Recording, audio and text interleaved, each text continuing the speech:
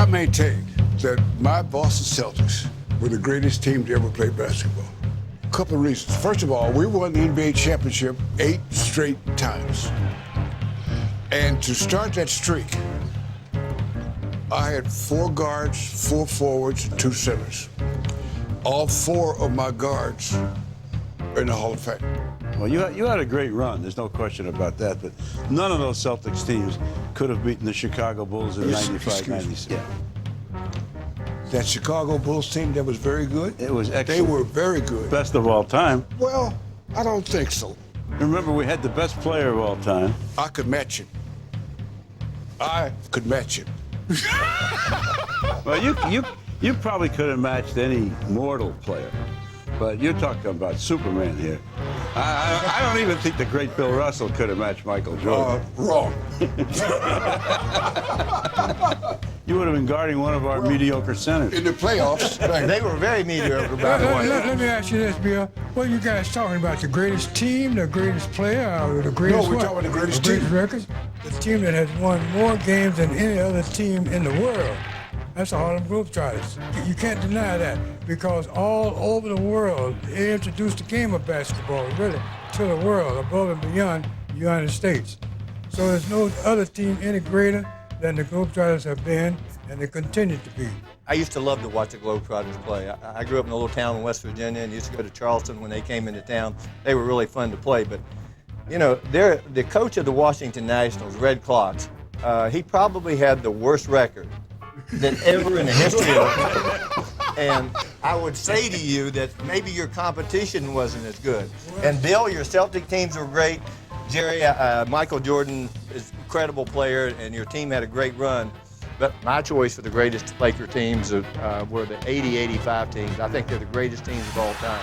Expansion diluted the talent in basketball. But if you look at this Laker team, it was an all-star team from 1 to 7.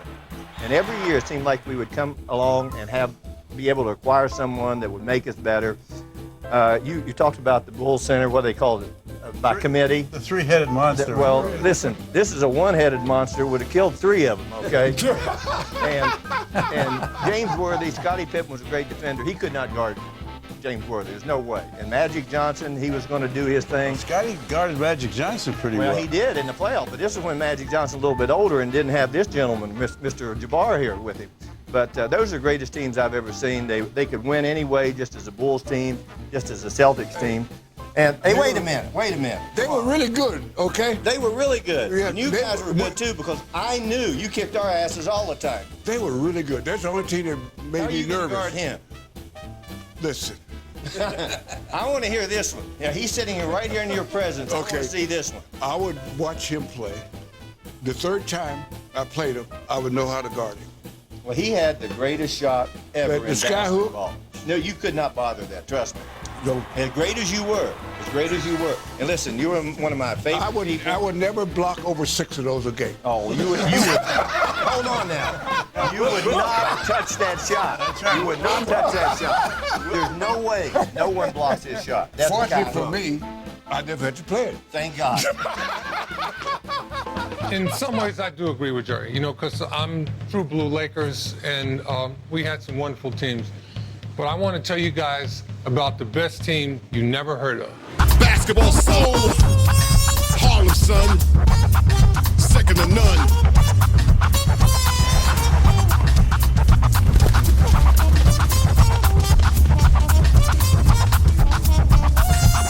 On the shoulders of giants.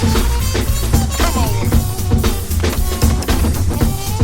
Harlem, son, second to none.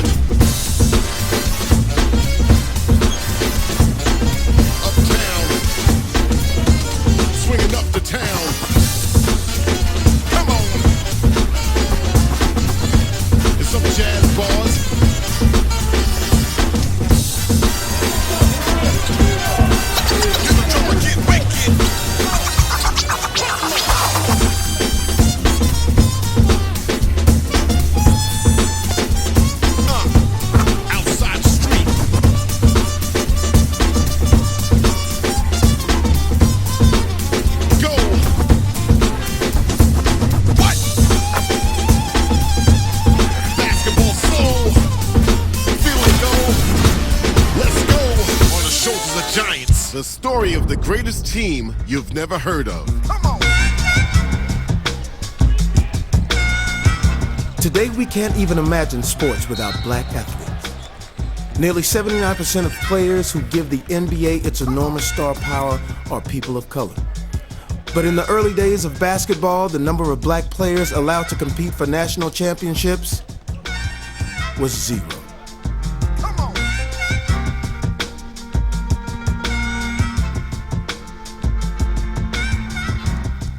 I find it really hard to believe that NBA players today are not aware of the fact that the NBA, when it started, was segregated. See, these young guys think they make $20 million a year because they can play. They were just born at the right time. When I came up, they said, you're going to be the first black guy in the Basketball Hall of Fame. I was immensely insulted because all the players that played for the Rens that I knew of, they just brushed them aside. So to me, to go into a place where they had just brushed these great players aside and said, well, we'll accept you. Well, I won't accept you. I think it's important for today's players to understand that it wasn't always like this. Oh, Lord, give me more time to pray. Blacks were at the bottom of the social ladder, and being fewer in number than whites, they were also isolated throughout a vast, mostly white country.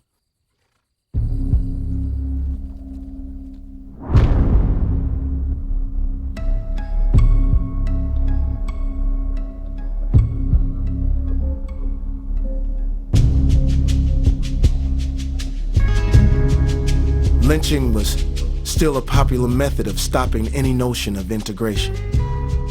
Over 2,500 blacks had been lynched, mostly in southern communities. One of my father's friends was accused of looking the wrong way at a white woman.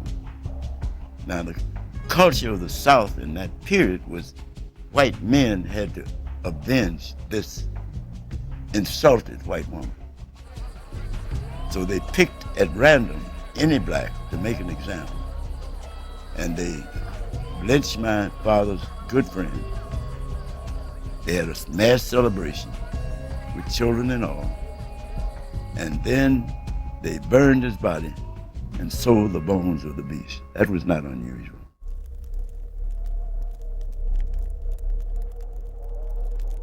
Lynchings were happening and church burnings were going on. We really had nothing. Everything you did from dawn to dusk, you had to deal with some aspect of racism and institutionalized bigotry constricting your life. There was a saying that if you're light, you're all right. If you're brown, stick around. But if you're black, get back, get back, get back. Before black people could prove their worth in any arena, including sports, they would have to find each other. And they did it here.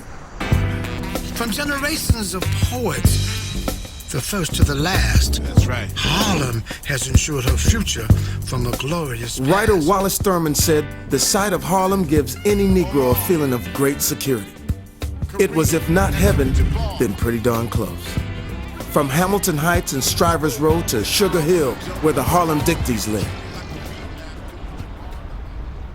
Well, here we are, coming to that world-famous spot, Sugar Hill. Sugar Hill, Sugar Hill. Yep.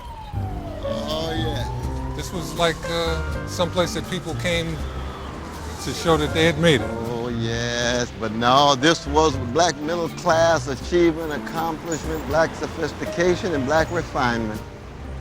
No doubt about it. No doubt about it.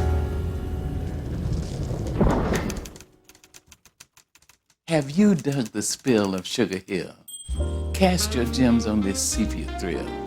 Brown sugar lass, caramel treat, honey gold baby, sweet enough to eat.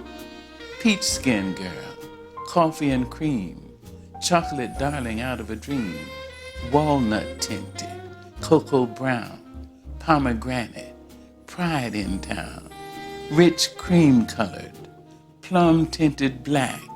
Feminine sweetness is not Harlem's lack.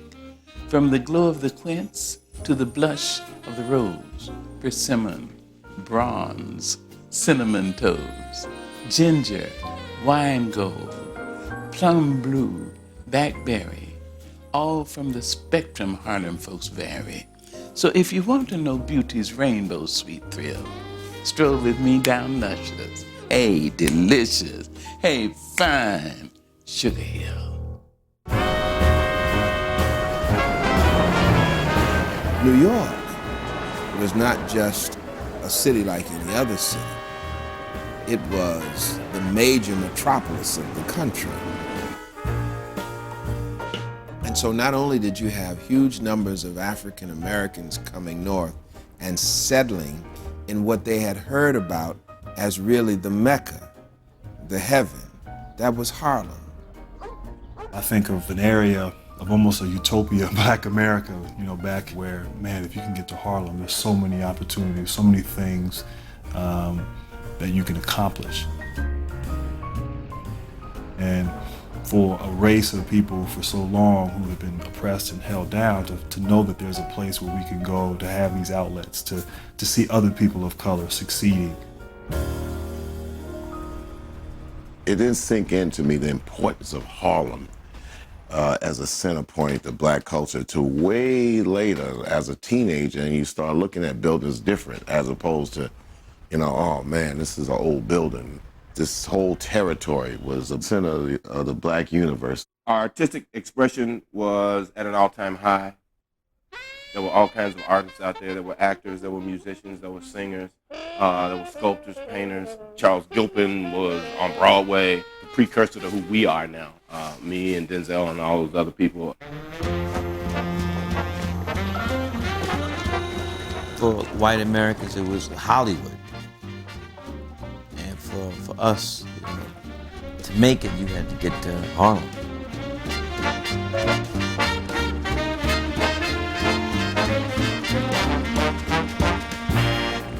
The Harlem Renaissance was one of intellectual breakthrough, of artistic breakthrough, but also one in which sports was central. Yes. Because see, the history of black people was such that for 244 years, all we had was our voices and our bodies. We had no land, no territory, we had no rights, we had no liberty, so all of our freedom, all of our self-determination was in our voices. It's one reason why the anthem of black people is lift every voice.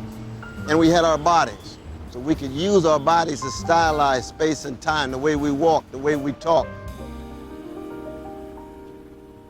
It was time to redefine who we are as descendants of slaves stolen from Mother Africa. And this is how we define who we are in the art, in music, in literature, in sports.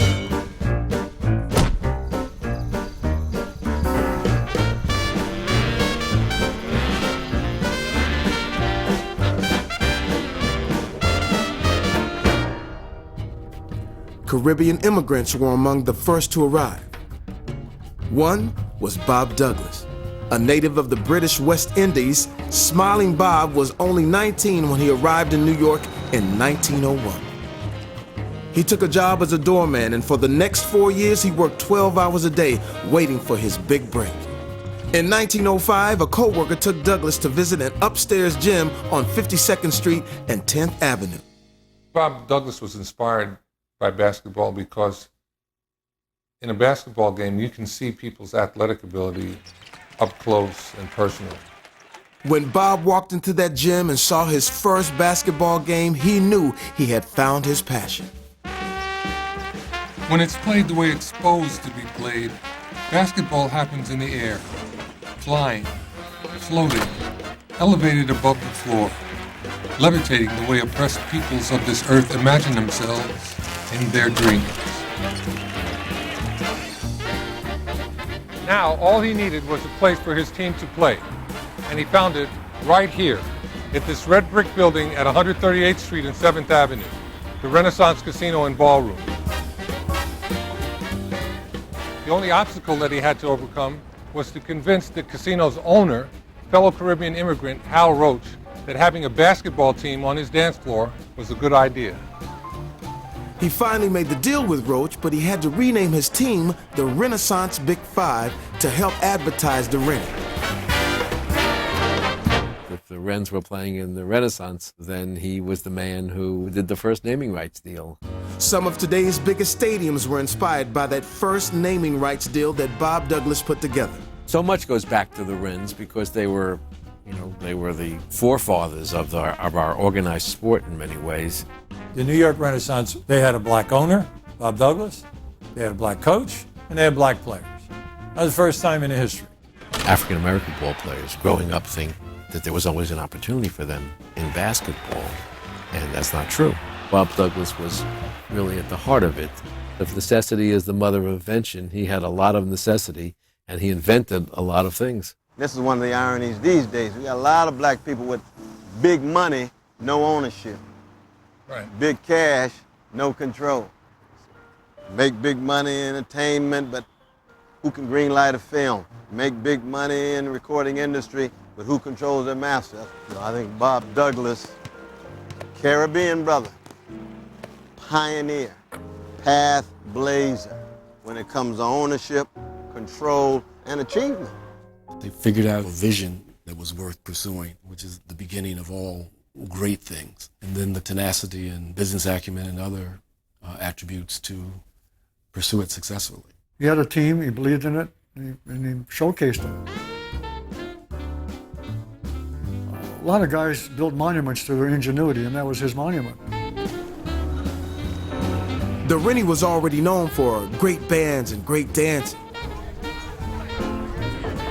Now they place baskets at either end.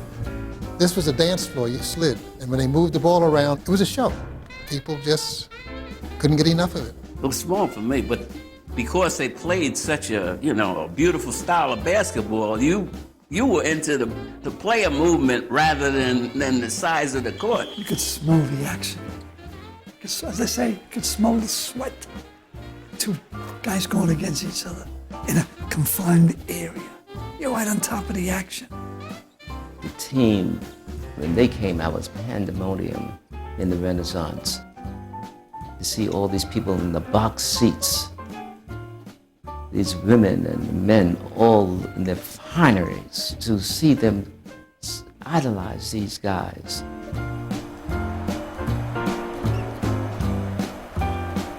They were like gods when they come around the Harlem community, and everybody would know that they were around. Everybody wanted to meet the ball players. They represented Harlem. See, we weren't known as African Americans at the time. We were colored or Negroes and at that particular time, so they represented us. No matter where you played or what you did out there, if you were on the Renaissance, you were on the A1 team.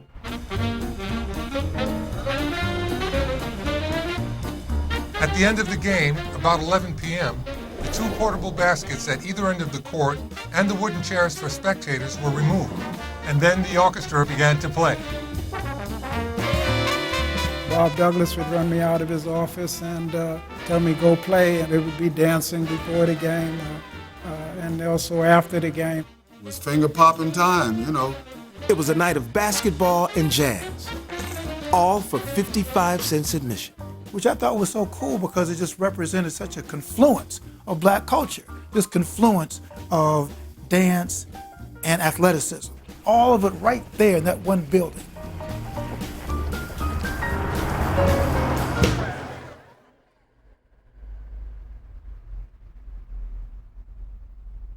I've seen the pictures.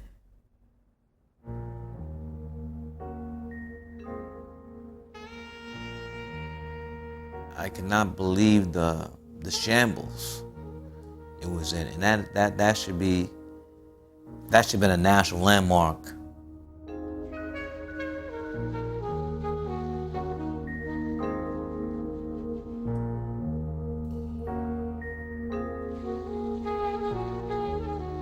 That was really heartbreaking to me. I passed by the old Renaissance Ballroom every single day. In fact, just the other day I was just looking at it and I just wanted to visualize, man, I wonder what it was to be inside that thing. The men who were inside that thing were Harlem.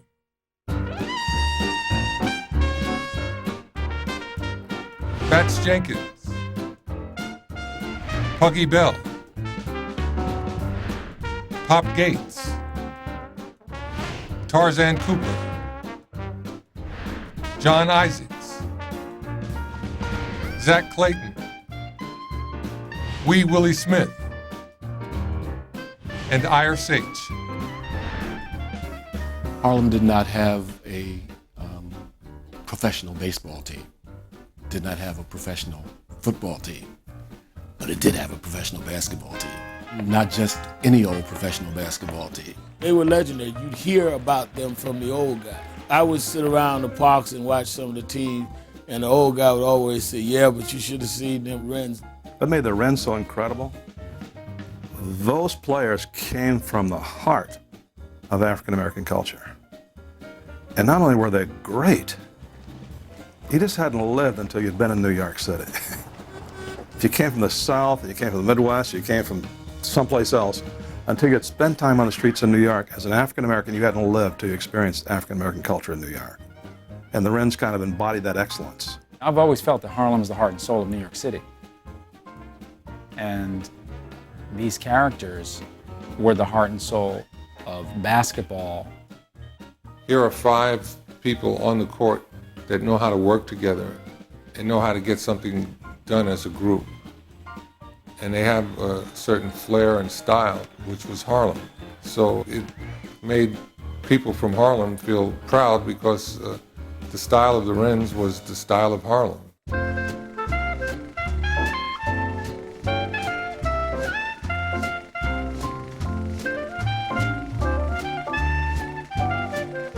They were not only great people on the court, they were great people off the court.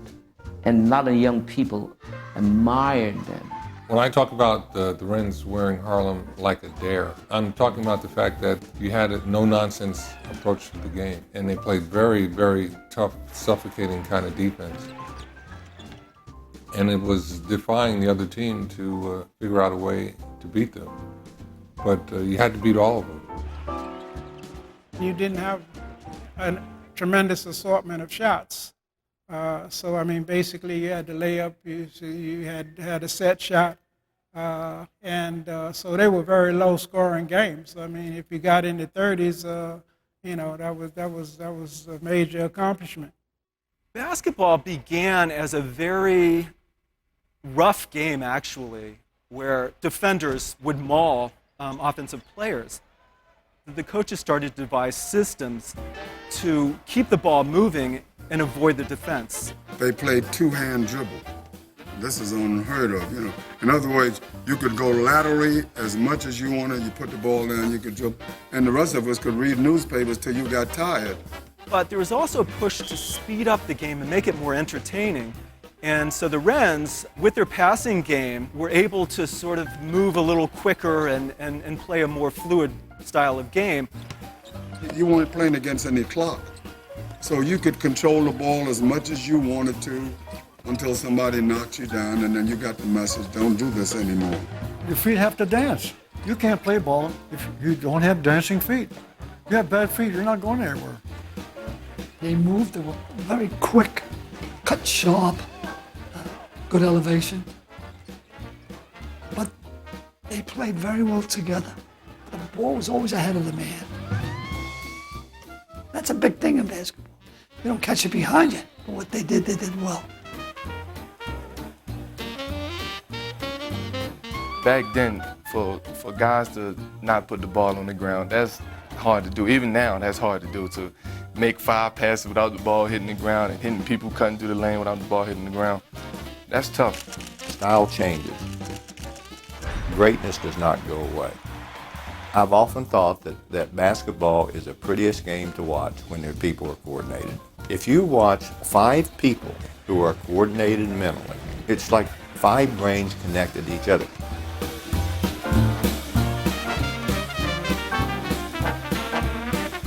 A lot of those players who played during that era, when they reflect and look at today's players, they'll say, oh, we weren't as good as those players, but there's one thing we could do better. We could really pass the ball. We kept that ball moving like it was a hot potato.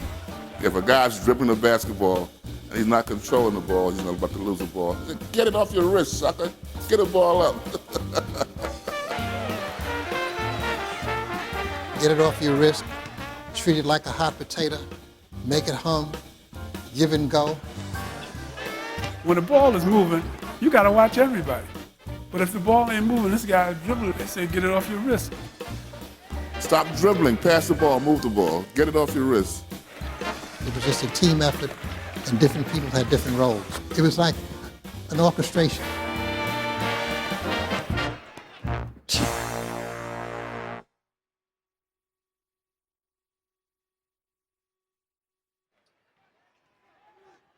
In my view of the game in that era, the pace of the game changed rapidly.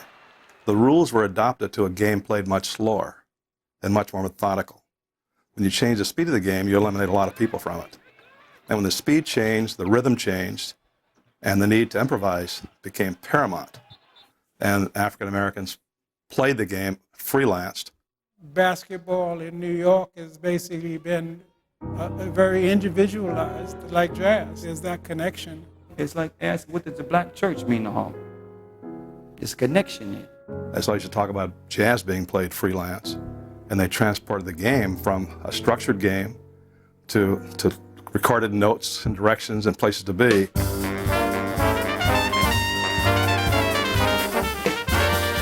Music is a part of culture, and culture is a great thing for human beings to have as a language option. Sports is a great language option too. Being of the moment draws parallels between the artistic side and the athletic side. And I think all that stays inside your mind and your body. And I think it gives you rhythm. There's a thing we have with that rhythm, which all comes down to the drum. Jazz is based on improvising, using syncopation. Everything is laid out. You dribble the ball, we can see what the form of it is, the objective is to shoot.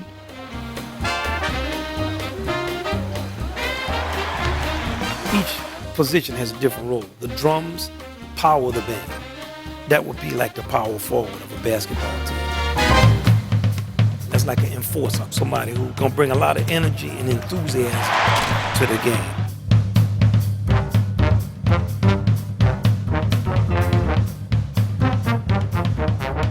The Rens at one time had a player named Wee Willie Smith and had us scared to death, I'll say that. He was only, I think, about 6'6", a beautiful belly. The bass is the bottom of the harmony. It's a part of the string orchestra. It plays in the rhythm section, so that would be like the center of the team.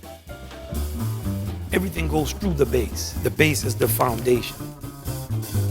When you had leather basketballs, as they were in those days, it was very difficult to hold that ball, and his hands were so large that it was very simple for him to do it. Tarzan Cooper was a brute of a player. He was a tremendous rebounder, but all of that was done strictly on skill and muscle and determination. And generally, piano players are conductors. That would be like the point guard. Piano players like that in a band. You want to change the vibe or something that's going on, the piano player can start comping. He's in the rhythm section. When you need points, when you need something, he's the man that you can rely on. Fats was a kind of anchor. Fats Jenkins was never lost. He was the passer, the control guy. He did the passing and more of a guy that ran the team, so to speak, like you would say, the guy that would be the point guard today. You have a star kind of soloist role. That's like the person that's going to take a majority of the shots. That would be like a Miles Davis or like Dizzy Gillespie or like Charlie Parker in his own band. He's going to do all of the things that make people say, oh man, did you see that? Well, he was like a Michael Jordan of his time. I've never seen anybody, anywhere in all my experience, handle a ball like Pop Gates. In a jazz band, everybody has a chance to solo, so sometimes you have bands where everybody is that person. And basketball is also like that. So you're gonna adjust your offense so that your get-off man always can get off. Jazz band is that way too. Isaacs was unbelievable when it came to ball control. He shined out in every game.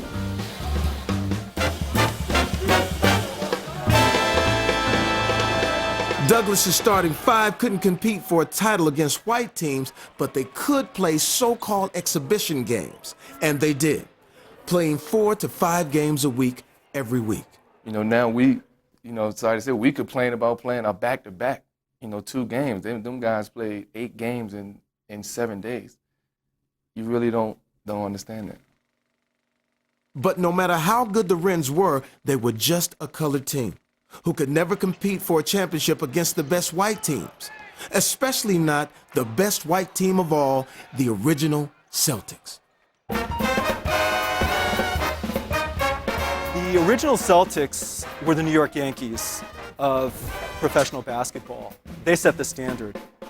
Names like Nat Holman and Dutch Dennard were already part of basketball legend, as was 6'5" Joe Lapchick. The Rens were the up-and-coming team. The original Celtics were the established team. Joe Lapchick, their center, wrote quite frequently about how they would all get together and just sort of brainstorm about how they could develop unique plays. My father's goal in life and everything about basketball was to win basketball games. He coached to win, he played to win. He was determined to motivate his teammates when he was a player and his players when he was a coach to want to achieve that ultimate goal because he loved the concept of teamwork.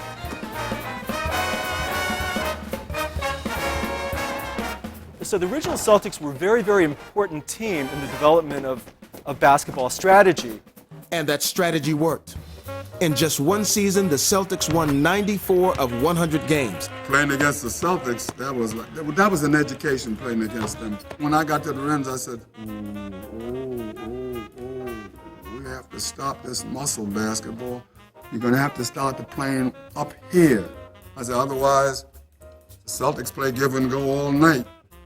There was, defensive maneuvers to try to get the ball away from each other. There was great passing on both teams. They were both quicker than the other teams. They didn't like for you to run. And I said, no, we have to run these fellas. They don't want you to run. We have to run them. And we ran them. And the nights that we had good shooting nights, they would say, what are you trying to do, kill the game? I said, we never complained when you had your good shooting night. You just had a night there where everything, if you fell on your head and threw it up, it would go in. Both teams invented plays and were given credit for changing the way the game was played. And I think even then they were breaking stereotypes. An athlete simply isn't somebody who has a body that can let him do something, but a mind that can let him figure out how to do things better. Along the way, the Rens and the Celtics did manage to play some exhibition games, and the Rens were beginning to look like real contenders. They like to drink. They drank beer, they drank tequila. But the Dutch Dennard, he poured it in his hand and has never lost his touch. So the first thing he did on the first jump off, bang, right in his stomach. You had no more problem with him the rest of the night, In the Rens' own 1928 and 29 season, they won 95 of 107 games. Douglas's hope was to pit his Rens against the Celtics in an unofficial, highly publicized post-championship duel, a best-of-3 series. Even though it wouldn't count professionally, a Rens win meant that a local black team had beaten the reigning world champions. But on game day, the Rens just couldn't keep up. In Game 2, Nat Holman, Dutch Dennard, Joe Lapchick, and Pete Berry led the team to a 30-25 victory over the Rens. A few days later, the Celtics defeated the Rens a third time, 26-23. All the cheering had come to nothing. The Rens, the hope of Harlem, had lost.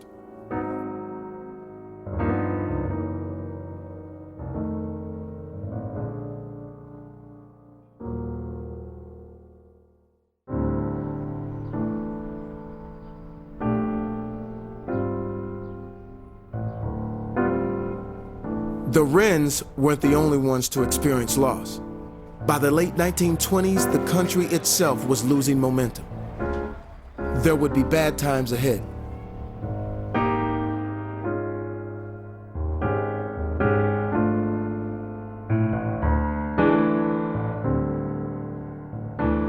The Rens played almost every night of the week just to keep afloat. The Renaissance Casino and Ballroom was nearly bankrupt due to poor management. So Bob Douglas did two things. He took over management of the Rennie and the Rens took their talent on the road.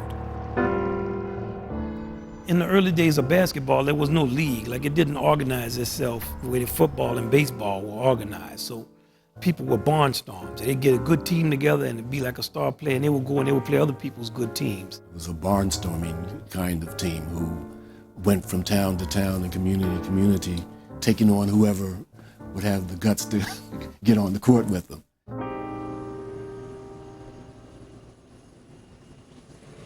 The Rens didn't travel in fully catered chartered jets, equipped with sleeper seats to accommodate 7-foot players.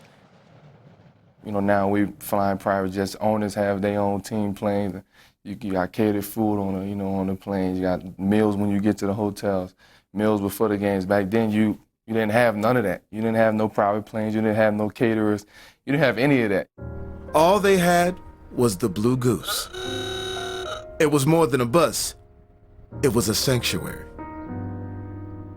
So we're talking about like $37 a week to travel all over the country, whether it was storming or whether it wasn't storming, up north, down south, and all the things you had to contend with traveling.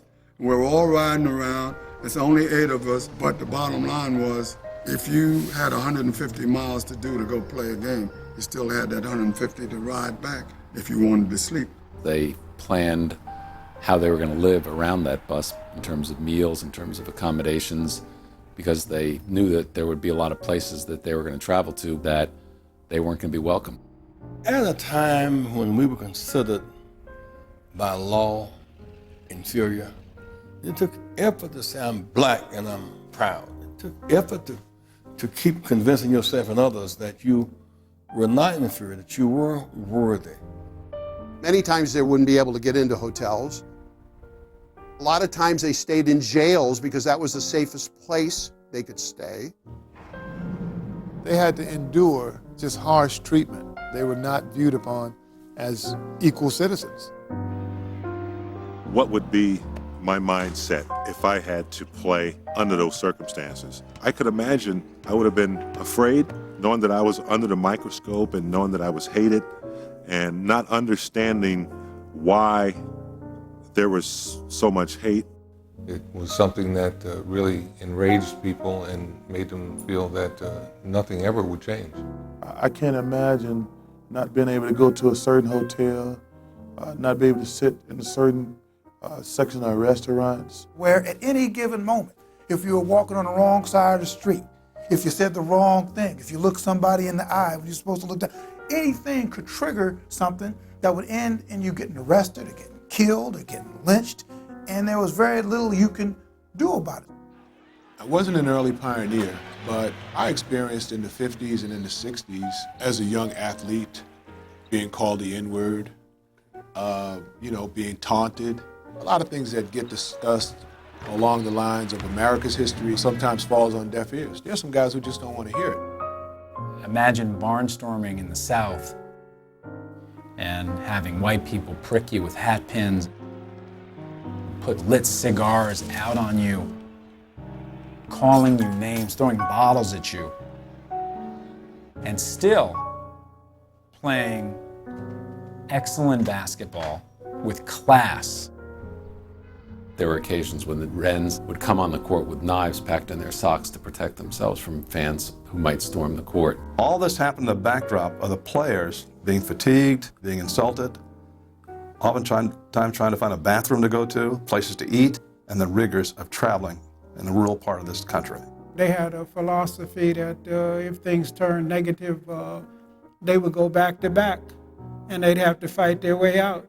The greatest figures weren't just great at what they did in terms of talent, but they embodied dignity in the face of oppression, dignity in the face of indignities. Competition is tough enough.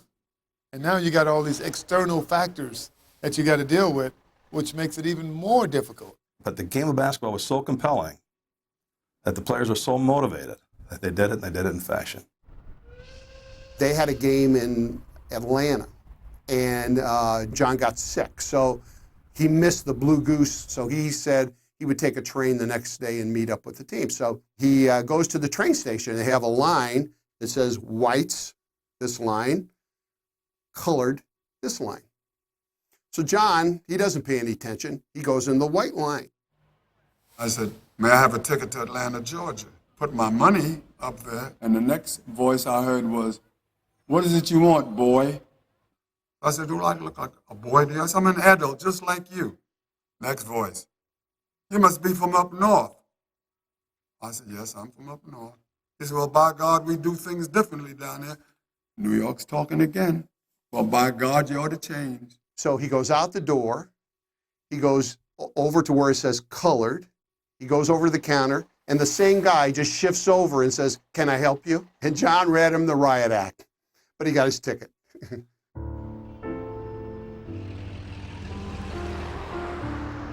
One of the things we've been talking about, white supremacy, a lot of people would try to enforce it in the games that the Rens played. So they ended up where they saw themselves as just one little unit against the world. The referees and timekeepers in the games that they played would have loved to see them lose. And that was just one more obstacle for them to overcome. When we went out on the floor, we believed that we were playing not 5 guys, but 7. The referee and the timekeeper. So we had to play harder and stay further in front. It was a white game. When you play against white ball clubs, what are they going to do in that era? Do you think that they're going to just play basketball? They want to kill you. They want to, harm you a little bit if they can. The Rens often played 2 or 3 games a day, 130 games and 38,000 miles per season. And to say they dominated is an understatement. In just 1 year, the 32-33 season, they won 88 games in a row, which included games against the original Celtics. Growing up, all of the sports writers would say, oh, your dad played for the greatest team of all time. And every single time that my father heard that, he would pull me aside and say, I didn't play for the greatest team of all time. We had a team that could beat us even all the time, the Rens. And as they encountered each other again and again, the Rens and the original Celtics became friends. But they kept the rivalry going to sell tickets, since black versus white games outsold black on black and white on white by a long shot. They began to understand about the lives of each other and the differences in their lives. I know for my father, he felt that he began to understand what racism really meant by watching the effects of racism on the Rens. 3 times they left town in tandem, and the Celtics pulled up in their Stutz Bearcats behind the Rens bus to see the owner of the gas station come out with a rifle chasing away the Rens from his gas station because he wasn't about to serve this group of African-American players from his lily white pumps. In 5 of the games that they played against each other, there were actually race riots that took place during the games, angry fans storming the courts because they didn't want to see black players and white players mixing in the same arena. The fans in some of the places we went to, they were ridiculous. I run by and they take an umbrella, the handle of the umbrella, hook it in your leg, and you go sliding along the floor. With Douglas managing the Rennie, Eric Illich became the Rens' financial manager. On the road, Mr. Douglas, he left everything up to one person, Eric Illich. He was the road manager.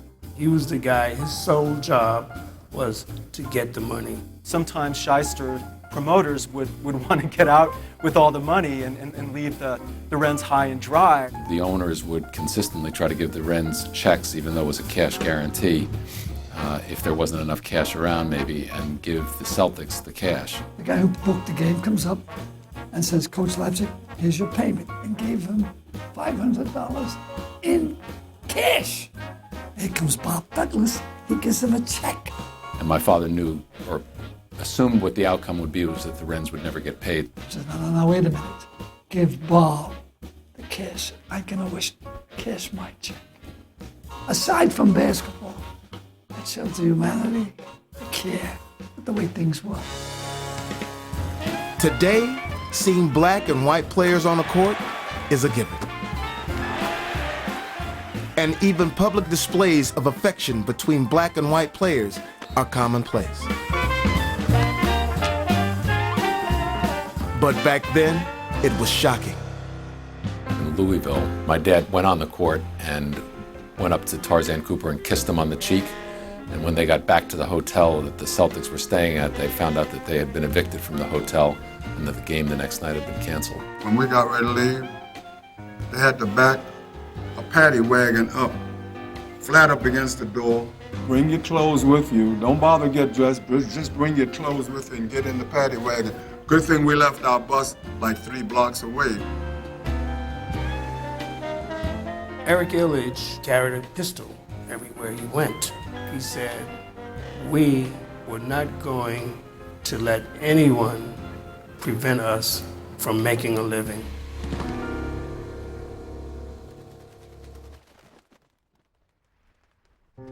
I mean, the backdrop is that to be black in America for 350 years was to try to preserve your sanity, dignity, and integrity in the face of being terrorized, traumatized, and stigmatized.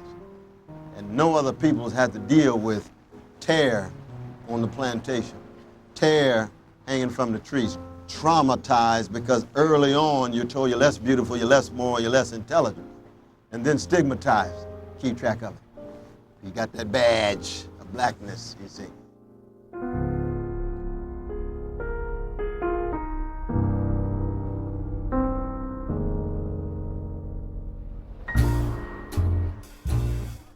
When Joe Louis came along, my Lord,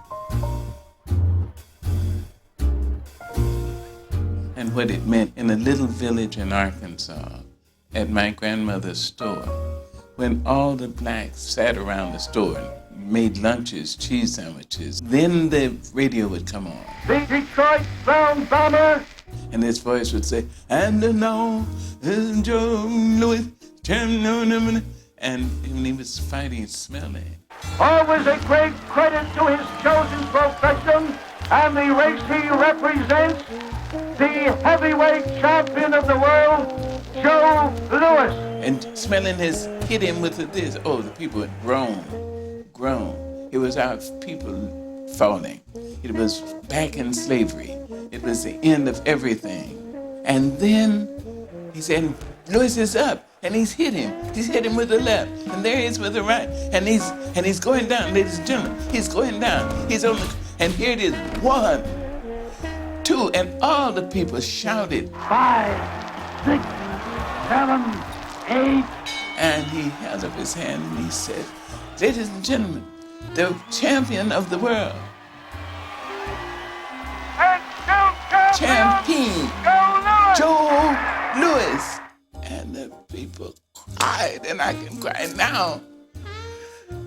And people who lived too far away stayed, slept. We made pallets for them on the porch and inside the store because it was dangerous for any black man to be on a dirt road on a night when Joe Louis had just proved we were the strongest people in the world.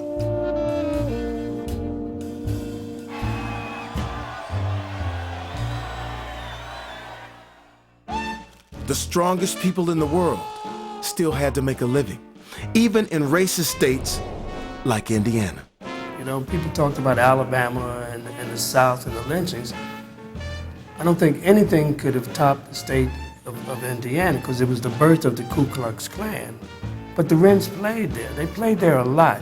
There, they were destined to meet a competitor who would eventually become known simply as Coach, the legendary John Wooden. My college coach, John Wooden, played against the Rens often when they barnstormed in the Midwest. And he will tell you that they were the best team that he ever saw play. When we got to play them, it was really a treat. Butterfield House, which seated maybe 18,000, they'd be turning them away. His press was part of what he had learned playing against the Rens. Pressure defense and not giving anybody a chance to freely roam about the court. Most of the times we played the Rens, you could say that they're going to beat us, but it'll be by only 2 or 3 points. I mean, we're talking about incredible crowds to see this black basketball team that was not accepted in hotels and restaurants, probably in the towns they were playing in, and yet everybody understood the excellence. Everybody understood how smooth they were. While the Rens continued to perfect their aggressive game and attitude, there was another black team that had found a whole different way to play. They reflected another Harlem. One that catered to a white audience, presenting a more agreeable image of blacks.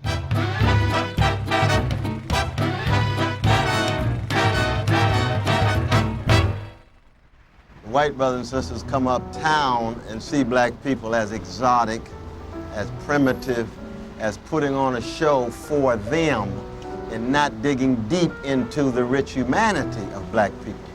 So black people on the one hand celebrating our humanity, most of the white brothers and sisters on the other wanting black people to be almost minstrel-like, wanting black people to titillate and stimulate them, wanting black people to take them closer to nature because, of course, part of racism, part of the legacy of white supremacy is this notion that black people are closer to nature and far removed from intelligence. The Globetrotters presented a more docile, less threatening image of the black player than the Rens did, incorporating tricks and comic routines into their act. Even their name, the Harlem Globetrotters, was not quite real in that they didn't trot the globe or come from Harlem. They were from Chicago, but their owner, Abe Saperstein, wanted to make sure everyone knew they were black. When I was a kid, I thought the Globetrotters were from Harlem. I didn't know that they were from Chicago. I was a professional athlete before I realized that the Globetrotters were from Illinois. Abe knew that when he went into the towns, the small towns like Waterloo, Iowa or someplace, that he had to pre-announce that the team coming in was an African-American team. And the way he did that, without a lot of fanfare, was put the name, attach Harlem to the front of the name. And when they'd show up in a city, people expected to see a troupe of African-American entertainers come in. No one was shocked. I think the only they were shocked about was how good they were. But he has softened that a bit by putting on the entertainment piece. And their coaches, too, had wildly different styles. The black press was mostly in Smiling Bob's camp, calling him the father of black basketball or the Cager King, while Abe was called Squat, Pudgy, Roly-Poly, or even the Bowling Ball. And Smiling Bob's players loved him. He was a truly honest man. He was not a politician. He was a man of high integrity, a man who was very, very smart. He knew business like the back of his hand, and his word was his bond. And they were very proud in New York and Baltimore and Boston to say, part of Bob Douglas's organization. He was a man that people idolized and looked up to as an African American who had done well, but also a very loyal leader. I think his leadership cannot be overlooked. Abe's players, on the other hand, weren't as kind. Abe Saperstein, he's about the money, and he's about keeping you in your place. He was God. Here's the difference. If you're on a team that's a top team and you're the Yankees, you're going to go first class, you're going to be the better team, right? Abe wasn't like that. They were underpaid. They weren't treated right. He never give his word. You know, he wanted to keep you humble. I never called him Mr. Saperstein or Skip. The managers and the coaches, they were all scared of Abe. They wanted their job. I call him Abe. Abe represented to me a person who, A, was an opportunist, and B, was indifferent to the issue of race when it came to marketing and promotion. He also was a person of great vision. And I told the story that Abe once told me that the game of basketball was a black man's game. He believed that disenfranchised took this game up because it was easy to play, the economics were there, and it was a game that you could adopt to your lifestyle.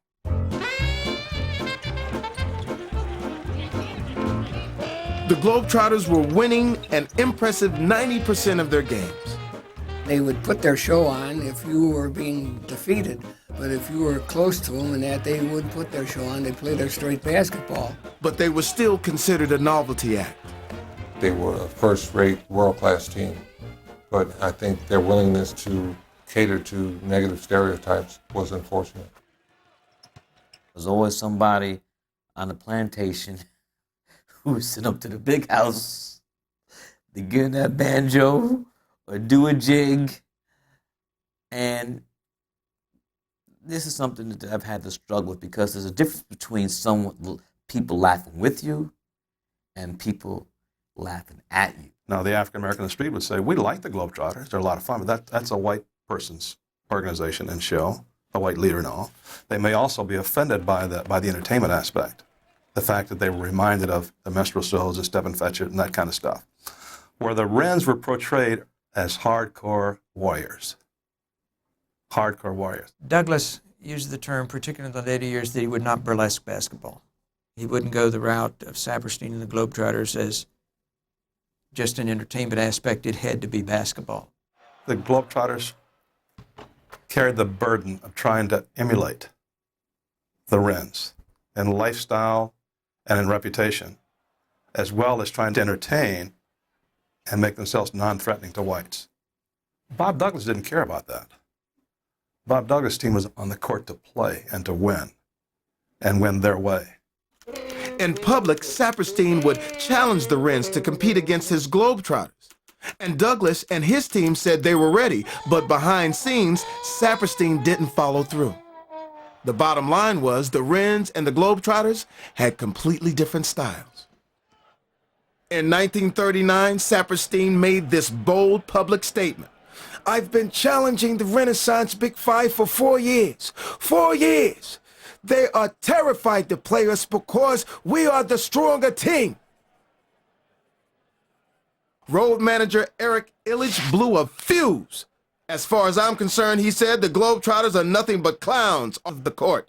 We will play the Harlem Globetrotters anytime, anywhere. Even the press wanted this pretend rivalry settled. The Renaissance are demanding the Globetrotters answer this time or keep their trap shut forevermore. For the last time, Mr. Saperstein should answer this challenge or forever hold his peace. Abe Saperstein never did answer, but he and smiling Bob Douglas were to have their showdown after all, though not in the way that anyone could have predicted, in their wildest dreams. Out of the blue, an invitation arrived to the first ever integrated World Championship of basketball. Only 2 black teams were invited to Chicago to participate. One was the Rens, the other, the Globetrotters. Abe wanted to be thought of, as his players did, as being the greatest basketball team in the country. But there was always a question, are you better than the Rens? He really resented that. The second thing he resented was the fact that African Americans, overwhelmingly, had adopted the Rens as their favorite basketball team, even in Chicago.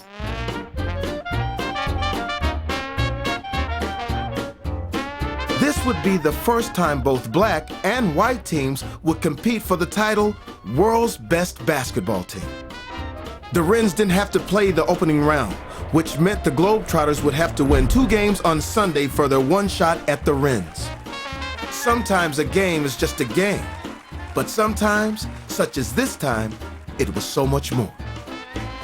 There was a buzz about the players who were on the Rens, and they knew there was an emerging team called the Globetrotters that people had taken for granted as being just entertainers, clowns.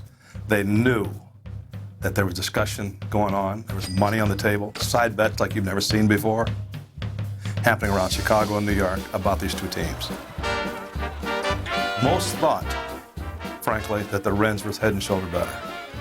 And I think Abe and his players probably thought the world was wrong, that they could beat the Rens easily.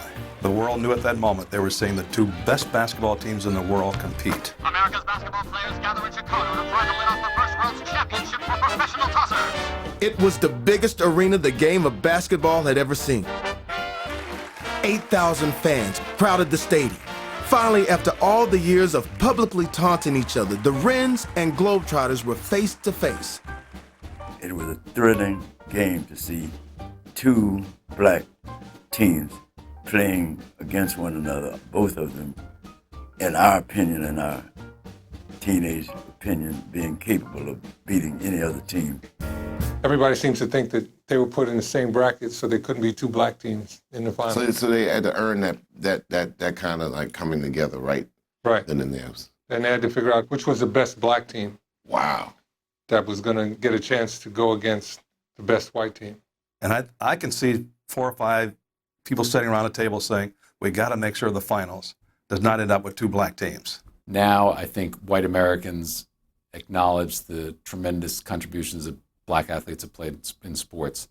We acknowledge their incredible skills. Back in the 30s and 40s, we weren't acknowledging anything. We were trying to keep us as the best in everything, meaning people who look like me. The ref called the teams to center court. The ball went up and everyone scrambled. First 3 quarters, the Trotters couldn't do anything right. The Rens go off to an 11 to 2-point lead. So, you're 9 points ahead when there's no limit on how long you can hold the ball and no shot clock. That's almost insurmountable. All of a sudden, in the last quarter, things start to change. Globetrotters start hitting some shots, and the Rens lead shrinks, gets down to 4 points, it's down to 2 points, but it's under 2 minutes to play. The Rens are holding onto the ball, and they're just playing keep away. They got 4 guys in the corners, Tarzan Cooper in the center. Eventually, the guy guarding Tarzan Cooper, who's the center, gets between him and the ball. There's nobody at that point between Tarzan and the basket. And the guy's paying attention to what's going on with the ball and not keeping an eye on Tarzan Cooper. Tarzan Cooper recognizes this. His teammate sees him, feeds him a pass. He's under the basket all alone, hits a layup. The Rens are ahead by 4 points. There's less than 20 seconds to go. It's a wrap. Game's over. If you could go 30,000 feet up and look at the world as it evolves, that was the beginning of the evolution of a major cultural impact, the game of basketball. I think the 2 African-American teams were instrumental in that evolution taking place. Now, no other athlete can say that they started that kind of cultural and economic revolution on the front end. And those 2 teams really, because where basketball is today, were on the front end of that. They changed the game. They changed how the world saw the game. They made it a game for the masses. But there was still one game to go. On March 28, 1939, a group of young black men from Harlem stood on the polished wooden floor facing a group of young white men in the final championship game of the first ever World Professional Basketball Tournament. Oh, the atmosphere was unbelievable. 20,000 people there in the stands. It was built up to a big crescendo. The officials were 2 top-notch officials. At that time, it was 2 officials. And you knew it was going to be a fantastic game. Oshkosh All-Stars played against the New York Rens 33 times, and 17 of those times All-Stars won. So in the minds of every player on the Rens, that was probably the top team to beat. And there's no question about it for Oshkosh that the Rens were equally as competitive and a challenging team to play. In '37, the Rens had been rejected by the National Basketball League. Bob Douglas's team had been denied for 16 long years. Douglas said, if we lose now, who knows when we will ever get this opportunity again. So the Rens jump out to a lead, and they just kept running the fast break. They had both of their big men, Tarzan Cooper and Wee Willie Smith. They fouled out of the game. But they had so much speed on the court, and their passing game was so effective that Oshkosh really couldn't keep up with them. Oshkosh, we played them often enough, but they were also big, but they couldn't jump with us, and that was the unfortunate part about it. And they couldn't pass with us, but they would roll you over if you got in their way, So we made sure that we'd pass and go through, or pass and go away, and then keep the ball off the floor, because then they would, and everybody be on a fly pattern, and basically that was it. Friends of the Wonder Team on Pro Cage Hardwoods. The club that got its name by accident 16 years ago now reigns as best in U.S. basketball. At that point, when the Rens win the first professional championship of basketball that is open to all teams, the white press decides that they're going to ignore that. They're going to act like it didn't happen. Wow. So it was a small footnote in the back of the sports pages? If it got on there at all. But in Black America, Black Americans understood what had happened. This history has been written and rewritten by people other than African Americans. I think that you don't get a sense of the glory. You don't get a sense of the power. You don't get a sense of the majesty. That game exemplifies, I think, the power and the majesty of the Rens. It says everything about the Rens. There were reservations of whether the Rens would be good enough to play against the great white ball players. They weren't disciplined enough when the chips were down. Did they get a wake-up call in 1939 like they've never had before? It would have been the equivalent of the Black Yankees beating the Yankees for a world championship. And it's in 39, okay? So it's ahead of Jackie Robinson breaking into the league. And it's a team against a team. It's not an individual getting on a white tee. Black Americans knew what had happened. They took a lot of pride in it. And at that point, that was another serious milestone in Black Americans achieving equality. It's an elusive butterfly. And everyone thinks it's easy to win a championship. It's not. It takes an unbelievable amount of good fortune, right balance, and people say you make your own bounces. That's not true. It's just not true. It's a prideful thing. You want to be a champion. Smiling Bob Douglas arranged a dinner for his team. He gave them their championship jackets. They didn't have rings in those days. And on the jacket it said, World Color Champions. Because Bob Douglas had color put on the jackets just because he was still dealing with the old frame of reference. Right. But something different had happened. You know, they beat the best of the best. They beat the best of all the basketball teams in the country. It wasn't just black teams that they had beaten. So they actually were the world's champs. I went in the office. I said, "Hi, Mr. Douglas, may I borrow a razor blade?" And every thread that said colored, I cut it, took the colored off, and threw it on the floor. As it says, world champion. I said, because this is who we are. And it can't be any world colored champion is blah, blah, blah. I said, no. We cut it off. And everybody looked at me and said, even Douglas came out, he said, "You ruined the jacket." I said, "No, I made it real." I just think it's a beautiful way of saying, I'm a champion, no matter what, no matter the color of my skin. I performed, I did the job, I did the duty. And I think it was a strong statement during a time where we had colored fountains and white fountains. It was almost compatible to the Jane Pittman story when she had to drink from the white fountain. It was no color. It was just water coming out of there.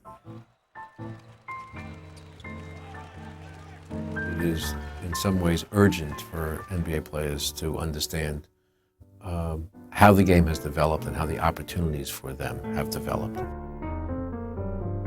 We were the strongest people in the world.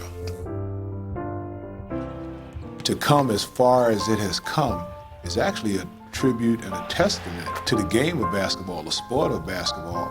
Our black athletes years ago never got the credit that they deserved, never had the opportunity. And I'm sure the history of basketball could be revised if some of those young men had an opportunity to play at the level that the players play today.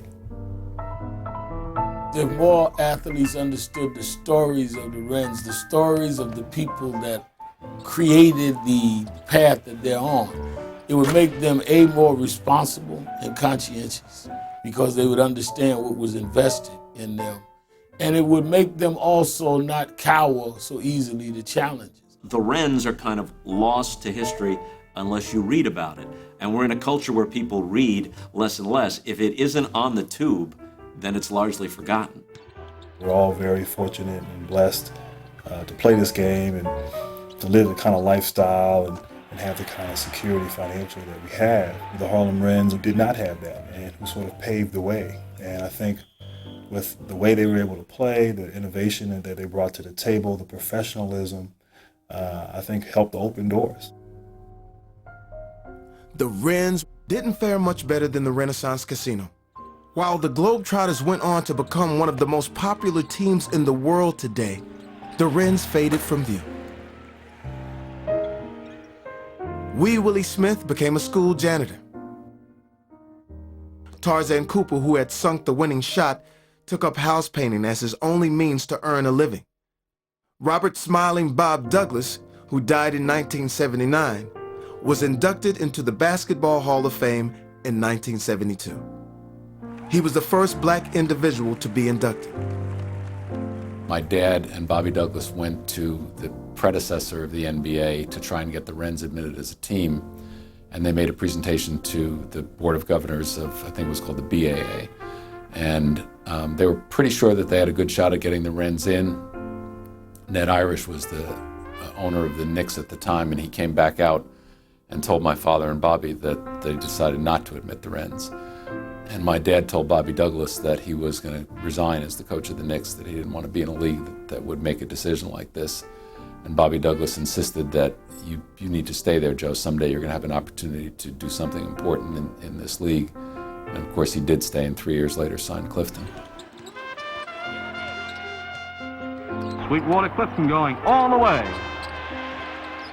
Guys like Sweetwater Clifton, all the older guys, we couldn't thank them, enough for what they did. And for the past few years, John Boy Wonder Isaacs spent his last 30 years coaching kids basketball at the Boys and Girls Club in the Bronx. First of all, I don't care how big or how small you are, you should be able to handle the ball. Secondly, you should be able to be an adequate passer. Oh yes, you do have to play defense. He was nominated for inclusion into the Hall of Fame, but never inducted. John Isaacs died on January 26, 2009. He never saw the coveted induction or this documentary honoring the Rens. When you think of what they accomplished, the fact that at the end, they win 2,318 games, and they only lose 381. They were destined to be great athletes and great ball players in what they were. The fact that they got money made it really nice. It became an aspiration for others, but the original guys would have been there for nothing.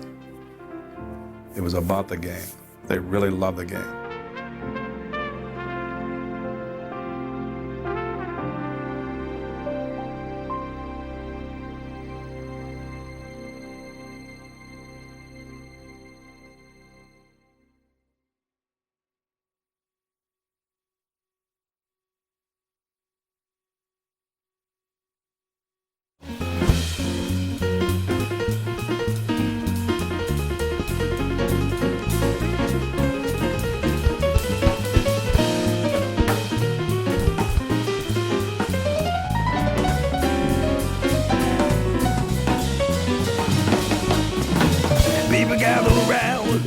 Stomping into your town on the shoulders of giants, and we got a alliance, and Herbie keep playing the sound. Oh, yeah.